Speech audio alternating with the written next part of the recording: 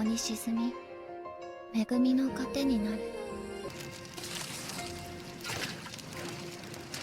ちゃんと燃え尽きるといいな。Hi there, everyone. Scott and Lars back with another review and analysis for the Apothecary Diaries. The hiatus is over. Thank goodness it was only a week. And we are so excited to talk about this incredible episode where, once again, it feels as if the plot has really slowed down, but holy cow, there is so much going on. There really is so much going on here. And again, I'm trying my very hardest not to reveal everything that I know because I read ahead. But everything in this episode is relevant to what's about to come down the road. Like, there's not anything that's not relevant. And that's part of what makes Apothecary Diaries so fun is you have to pay attention because everything's freaking relevant. So let's just dive into the basic events of this episode, and then we're really going to start breaking down the details. Because the events of this episode are incredibly straightforward, but the details are intricate. It's like a crazy mosaic taking place, being built right before our very eyes. So this episode launches us right into the festival at this fox village, where the night of the festival has come. Shiui is there helping Maomao get ready, and it's a neat, subdued moment between the two of them because you can see the genuine friendship that has existed between them still on display, but it's very standoffish now that they realize that they are opposing each other. And so it's a very beautiful, bittersweet moment as Shiui helps Maomao get ready. They then go out into the village, and you're just immediately hit with just how vibrant and alive and cultured and historied this village is, with the people who've come from the West, the culture that they've developed by blending two different peoples together, the different masks, the colors the colors and what those colors actually represent. How Kyo is a part of a tradition where the young children stand in place of the god, the fox god, during this festival. How all of their masks are presented at the shrine. They'll be used next year, and their wishes are then attached to their old masks, put up onto a barge that's then lit on fire, and either your wish ascends into heaven and is granted, or it falls out of the fire, plummets into the water, and then becomes the feed for the next generation, for the next year, which is just really cool to think about. And so the festival concludes. It's the next day. Maomao has kind of cornered Suede to be all like, okay then, I may be your hostage, but I want that resurrection drug, dang it, and I've got ideas. Tell me, does it have this? Does it have that? Can I please have it? Please experiment on me. And Suede's like, you're a hostage. And the answer is no. But fine, here's a bunch of books. If y'all want any idea of what we're doing, you can read this. And so that's what Maomao does, and we get then another kind of bittersweet moment between her and Shiui, where Shiui is doing up her hair as she's reading, and Shisui's all like, "You need to eat, little cat girl." and then Suede and Shisui take their leave, saying we're going to be good. We have things that we got to do today. And again, there's just this weird, subdued feeling about it all. Kyo shows up, and Maomao quickly ropes Kyo into her shenanigans to get out of the manor that she's in and out to the fields where there's this barn that's been repurposed into a workshop. And she's been piecing together clues throughout the episode that lead her to that particular barn of like, aha, this is where wheat and rice haven't been growing quite as well as they should. It's because they've been getting too much light, which means that someone's been using this as their own laboratory. And Kyo, just being the nice kid that he is and kind of wanting to be accepted and having a blast, stupidly lets her into the barn. And they discover this isn't just a laboratory. This is This is where war is being brewed.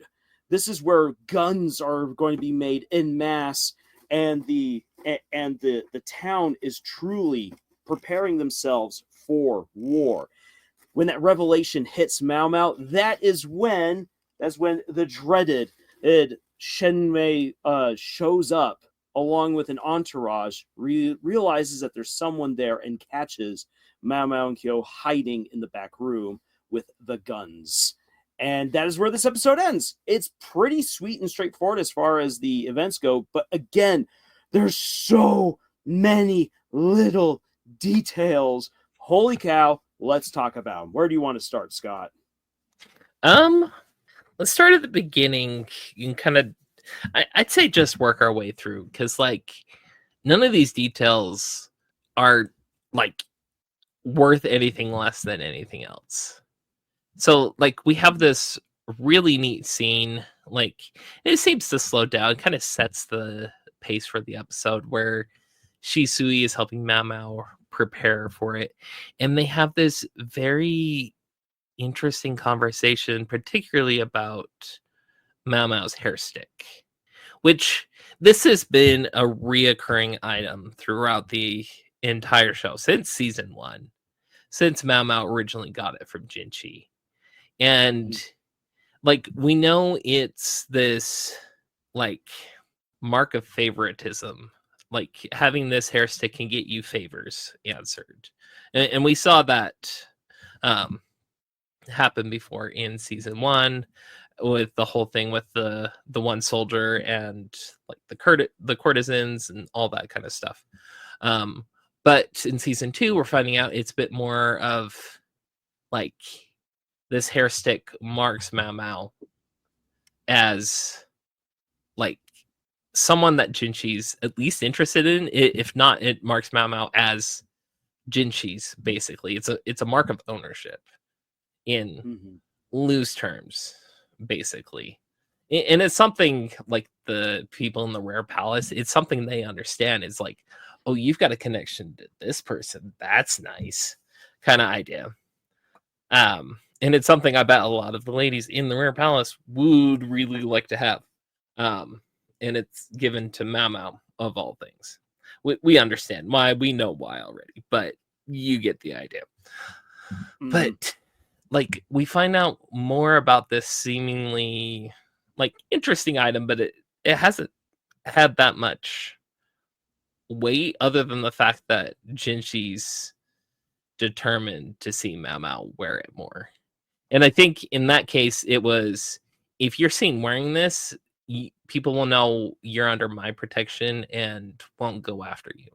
So I think that was what Jinchi was pushing before, when he was telling Maomao to like wear it more. Yeah. But before in they this realized just how infiltrated the palace was. Yeah.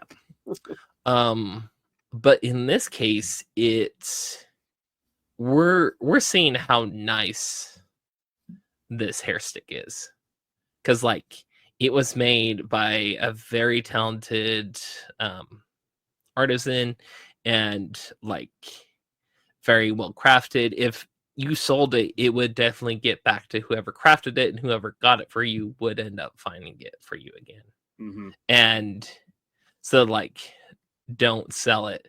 But then at the same time, Shisui's asking Maomao to give it to her. I'm like, yeah, that's kind of interesting.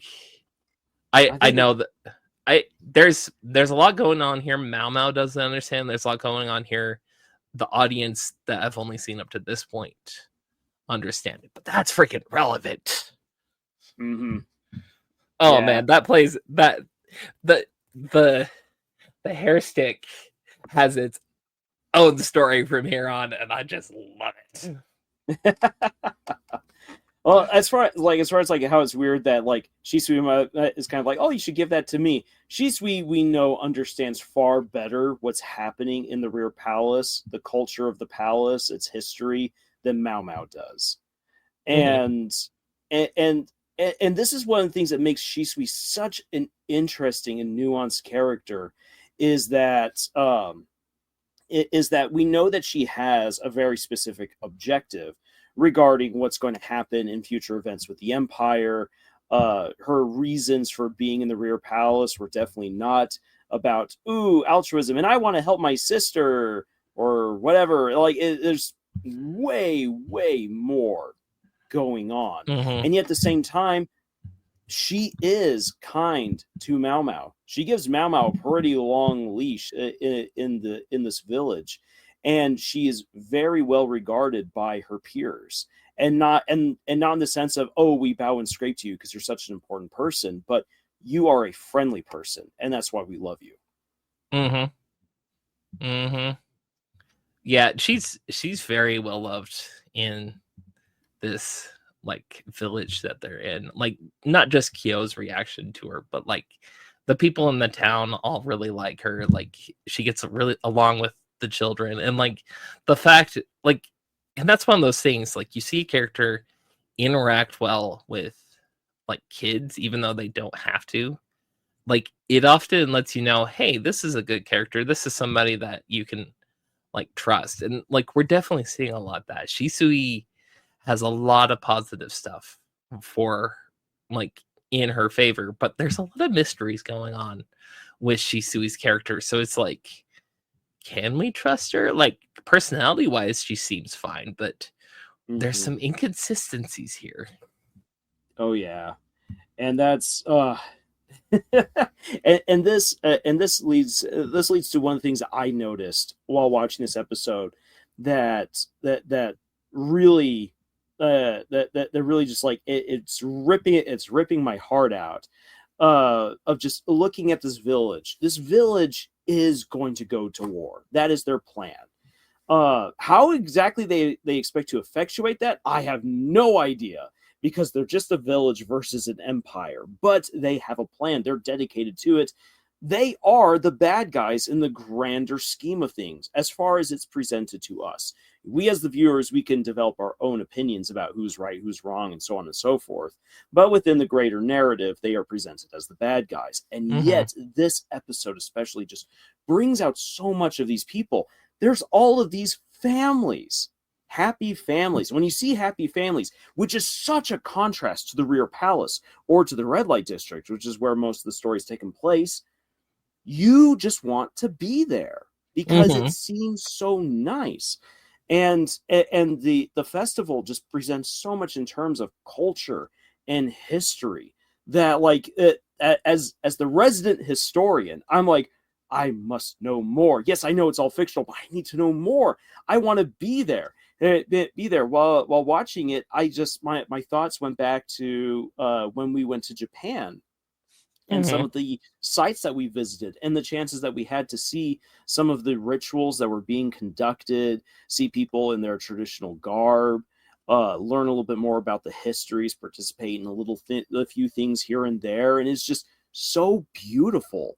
Culture is meant to be experienced, and seeing this festival just makes the world of the Apothecary Diaries come alive in a very beautiful way, and in a way that makes you just connect to these people even more. And so it's just this scene is pulling so much weight, because there's also some important character development, which we're going to get to here pretty soon, I think. But it does incredible world building, and it manipulates the audience. It gets us emotionally attached. If you are not emotionally attached to these characters already, it's because you are trying not to be.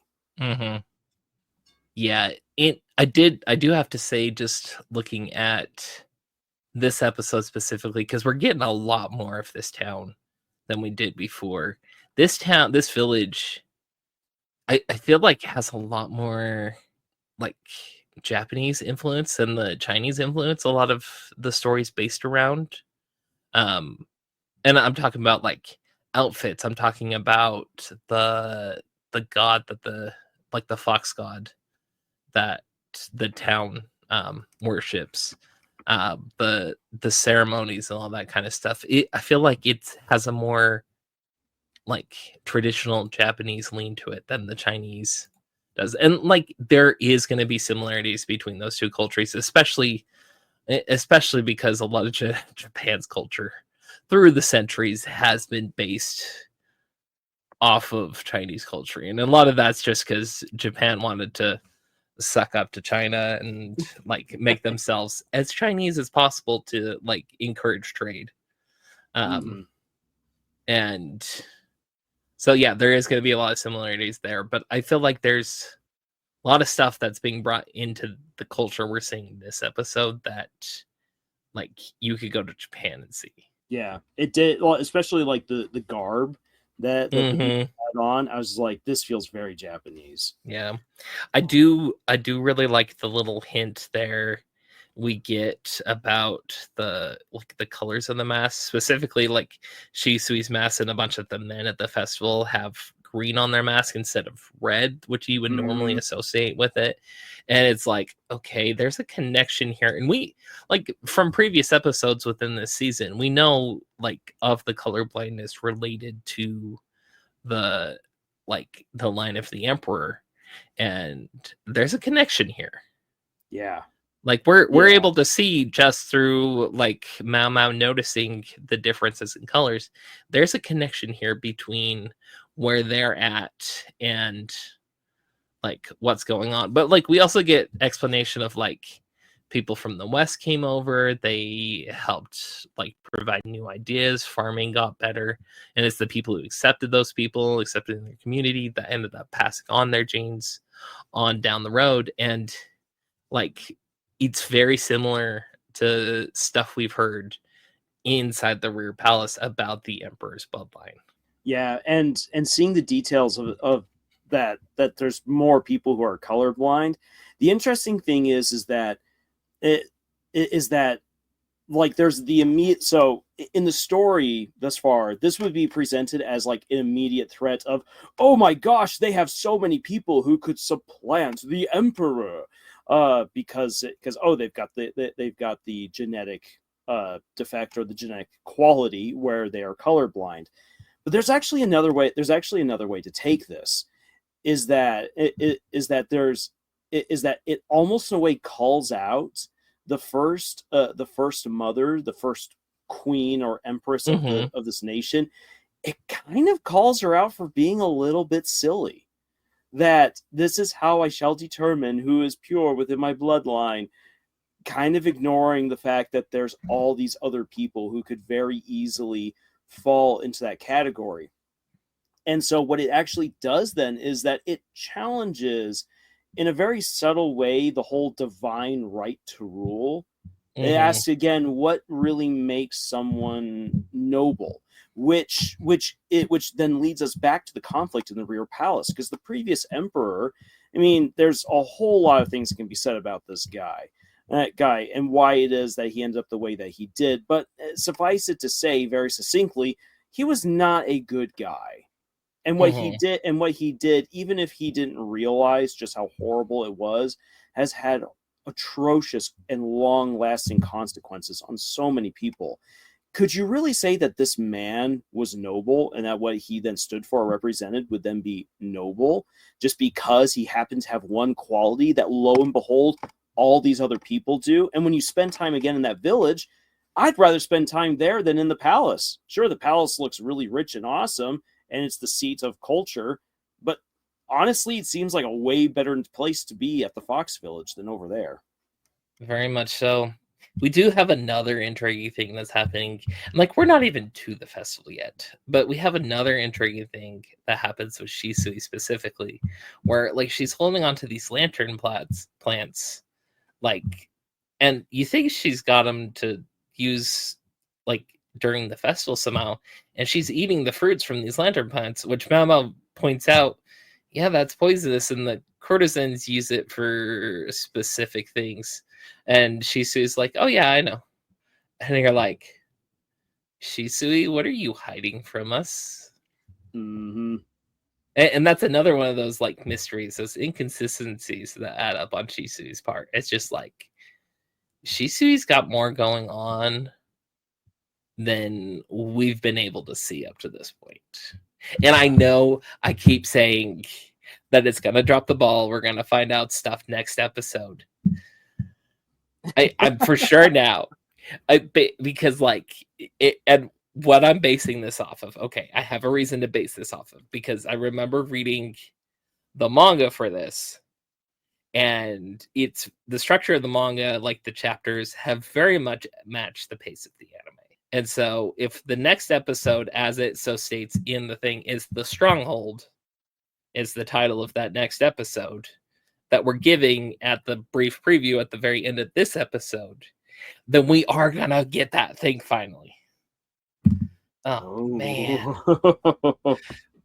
But let's continue. Like the whole culture thing, like Kyo hoping his mask like fully burns up so he gets his wish granted. Like it was kind of heartbreaking because like you can tell Kyo has this really powerful wish. Like he's got something he hopes is gonna come true over everything else. And like your heart breaks for him because like, what's troubling you, little child? Like what's so like scary? What do you need to wish for that like your whole like belief system is staked on this ceremony that's going on in front of you? Man, that like that kid breaks my heart. I love him so to pieces. He comes off as a complete brat, but just love him to pieces. And that's the thing. We were talking about this before, but like this season has like it's slowed a lot of stuff down, but we both believe one of the big reasons for that is it's making us fall in love with these characters. We're getting to know these characters, actually care for them. And so when stuff starts happening to them later on, like it hits harder because of that.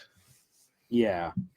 And I love repeating this statement from Nathan that a story lives or dies by its characters. It's absolutely true. And the Apothecary Diaries is excellent proof of that. Even if the episodes, like it may not feel like the plot is advancing very, very quickly, if at all. And when it comes, you're like, that's it. I need more.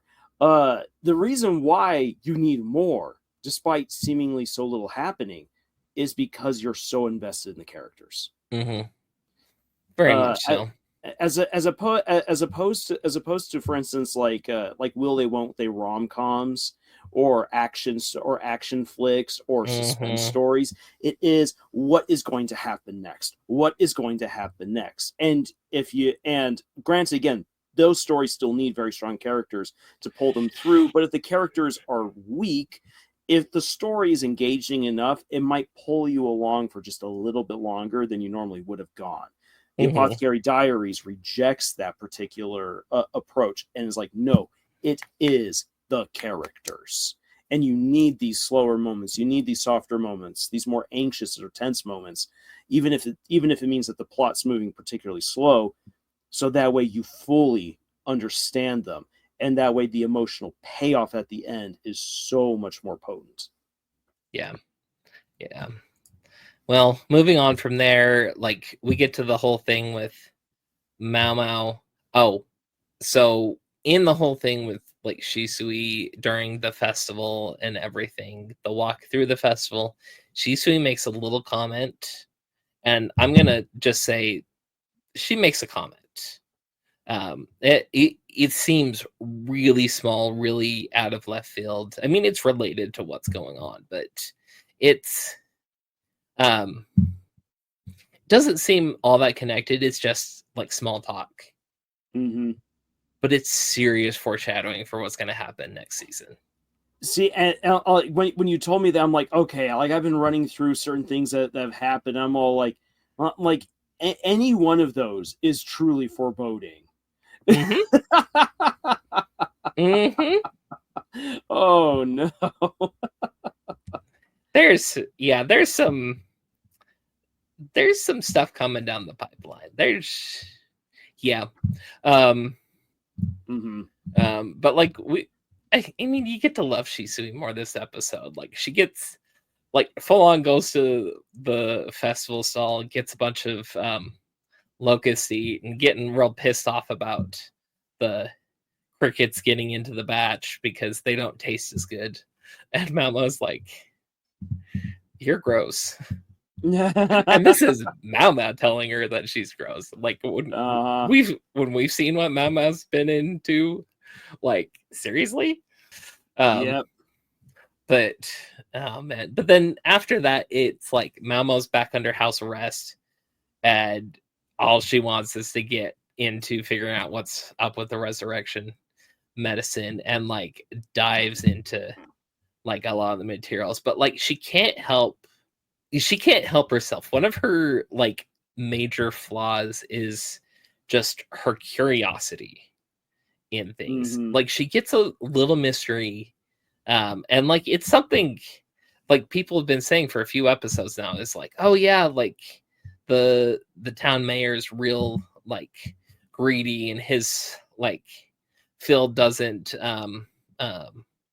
grow as well, and his stuff sucks kind of idea. And she's able to like see it out the window and see that there's still one patch of rice that hasn't grown properly, and she can't help herself. Like that curiosity just eats her alive if she can't figure out the issues. I mean, we've seen her pull back when necessary, when she feels like she needs to protect herself from something, but there's been a lot of times where like she'll jump right in because she's curious. She wants to find out what's going on. Yeah. And she doesn't always think things through. I'm happy that I got to see two different translations of this episode, because the conversation about the poison or about the resurrection drug ended up being completely different. Mm-hmm. Weirdly enough, like where one Suide says, I don't really know anything about that, and the other one she says, actually, I don't think you need to add in this element. Mm-hmm. And like it's an actual I was like, smart conversation about it. Like there's reasoning behind these different elements, and like it's kind of eye-opening. You're like, oh, this was why it was made. Like this has a darker backstory than we thought. Mm-hmm. And again, it also shows something about what this particular village is capable of doing that is not really available or apparent within the rest of the empire. Because of their connection to the people of the West and to the knowledge of the West, they've combined it with what they do know to create more potent poisons and drugs. Though, as is pointed out, it's still not perfect. It's an idea, and they're working on the idea, and it becomes even more interesting. It's like, wait a second. I thought that this was like a one-time use drug just to sneak out sweet aids. So why are you still working on it? Mm-hmm. Yeah, that's a very good question to ask. Why are they still working on it? But then, like, of course, we get to the end. You get more of Kyo's naughty behavior. You find out he's got ways to escape. And they go into the town mayor's shed and find out, yeah, this isn't your normal shed. They're experimenting on rats. They're making gunpowder. They're working on guns. Like there's stuff going down, and they end up getting caught like by a new character that's been introduced, which we do get little bit of foreshadowing on that character, as in somebody was talking about them beforehand. Specifically, I want to point out Kyo, because like Kyo is like, when he realizes who it is, very scared of who this person is. And then somebody else is talking about him, but you'll find out about that next episode, I'm sure. Oh boy. Oh, and say, then, one like, thing I want to got Suide and a guard. Oh yeah, there's Suide and a guard there. Yeah. One thing I just really quickly want to point out, they were smart to put the gunpowder production where they did. Not in the city where it could blow up and hurt people, but outside and in a dark place. Like that. Oh, man, knowing guys in high school who, for their chemistry project, made gunpowder, I learned a few things. Oh, I bet. I bet. But like, our teacher was all like, "Oh yeah, sure, I'll let you guys make gunpowder." What? Oh, and there's one other character there, and it's one of the special envoys, the blonde-haired lady that tried to impress the emperor, try to make her presence known. Yeah, Before choose me. Who's like, and we've known they're there, but like the fact that she's involved with the guns and the secret little laboratory on the edge of town is like we're starting to get more connections to what's really going on there. But we get introduced to Shen Mei, which is this very imposing woman with like all sorts of like makeup on her face, and like is holding a sword about to kill Maomao. Just she's very scary. Intimidating. Yeah, very intimidating. We'll find out more of her character going forward, but she is very intimidating. Well, and she's not just intimidating in how she's drawn or in the moment. Like we were talking about this before we began recording, how this is an excellent example of introducing a character before you even see them. Yes, because we've been building up to, so who could be planning this? Who is in charge here? When her name is dropped, people get serious and look concerned. And so you have these subtle cues that then when you finally meet her, you're like, oh, I get it now. Suddenly so much makes sense. Yeah. Oh man, I'm so excited for this Friday. At least I hope it's this Friday. Please tell me we're getting... Yeah, we should be getting an episode this Friday. Yeah, I hope it's not skipping another week, because I'm like, we're this close to a major reveal. I want to be able to say, here you go, already. Finally. Oh man, Lars, you have been so close once or twice to like figuring out some things, and like I've had to like lock my mouth up, to like shut myself up, to like not reveal it completely to you.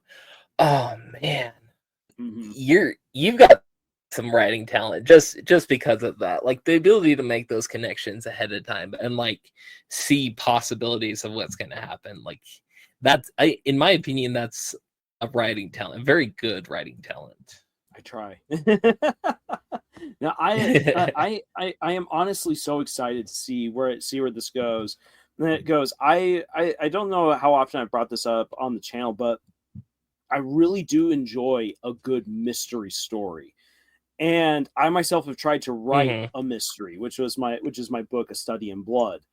But it really does take incredible talent to create a fantastic mystery and then hide it in plain sight.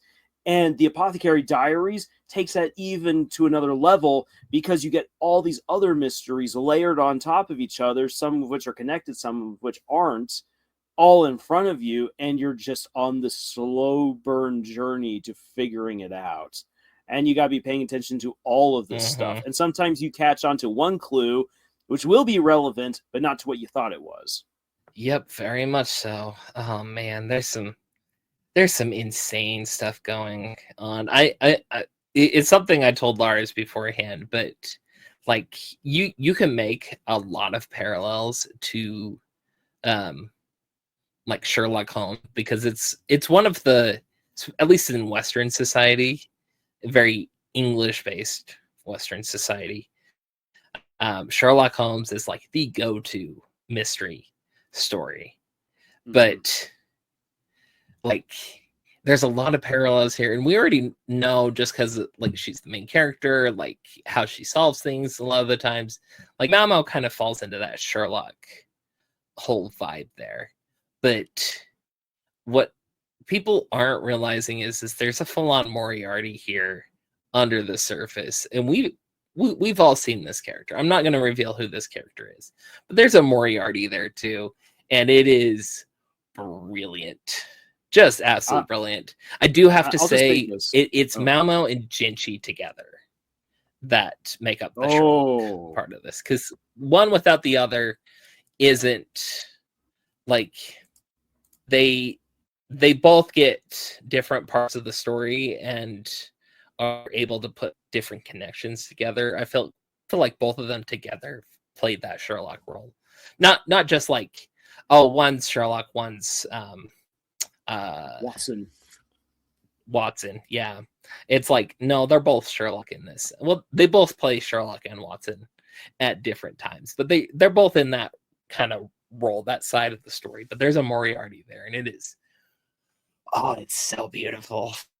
Excited to see how the anime puts it all together. And I'll just already say this. I'm pretty certain that the Moriarty is not Suede. Like, I earlier thought it was her.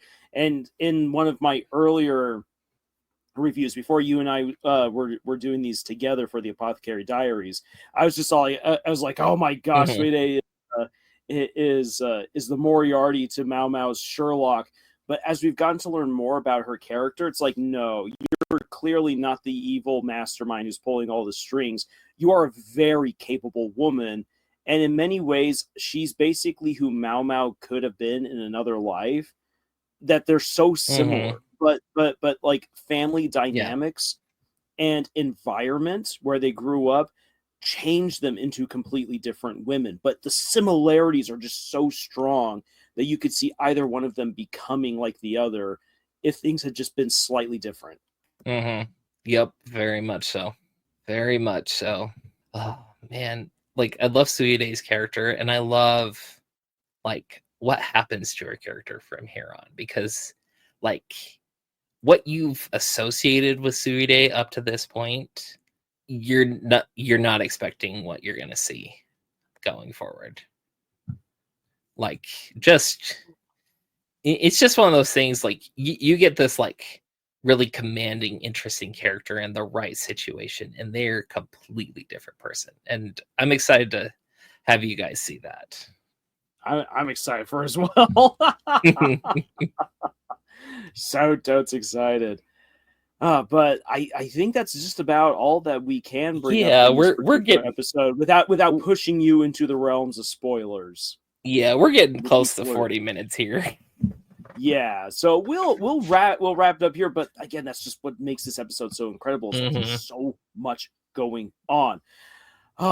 And as we've gone through this, I hope that you guys have picked up on a little bit of writing advice as we've been going along about like how, like, introducing characters, utilizing cultures, pacing, all of this stuff. Like the Apothecary Diaries is just so phenomenally written. It's very strong writing. And I will defend that to my dying day, just on these last few episodes alone.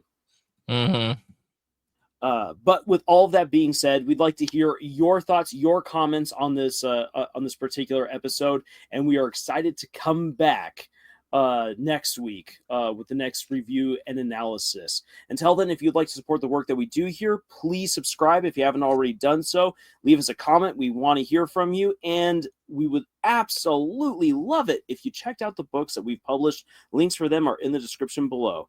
Thank you so much for joining us on this incredible adventure that we call writing.